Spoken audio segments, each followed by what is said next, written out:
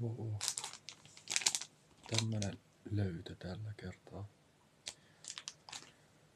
Ja tää tuotos on niinku tän näköinen. Tässä oli 8-10 minuutin keittoaika. En tiedä mikä pointti siinä on. Onks näiden tarkoitus olla tällaisia? Mutta joo.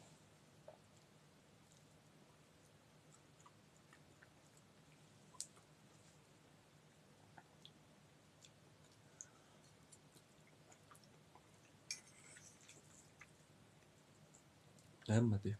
Odotin pahempaa.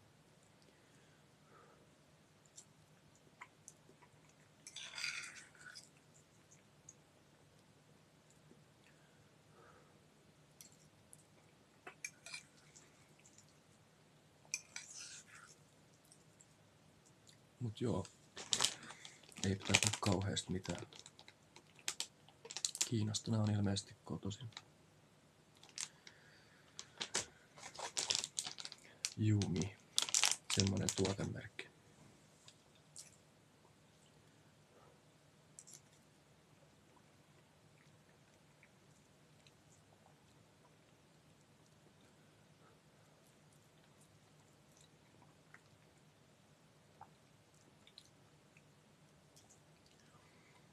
Eipä tää paljon tunteita herätä.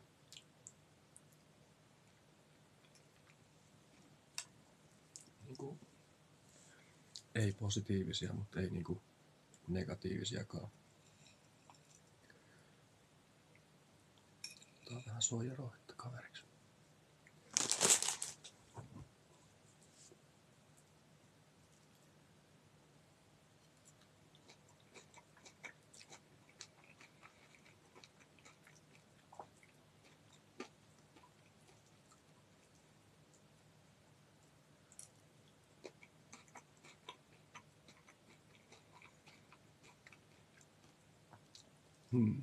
Joo.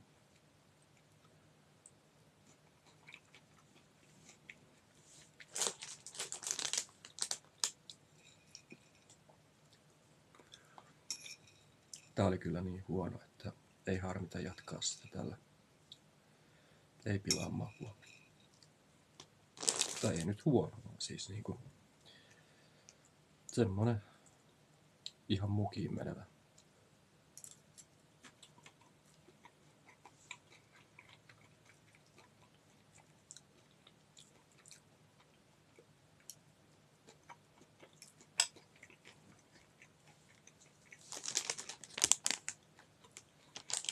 En mä tiedä, onko näistä mitään sen ihmeempää. Ei tuu pitkä video sitten. Todetaan, että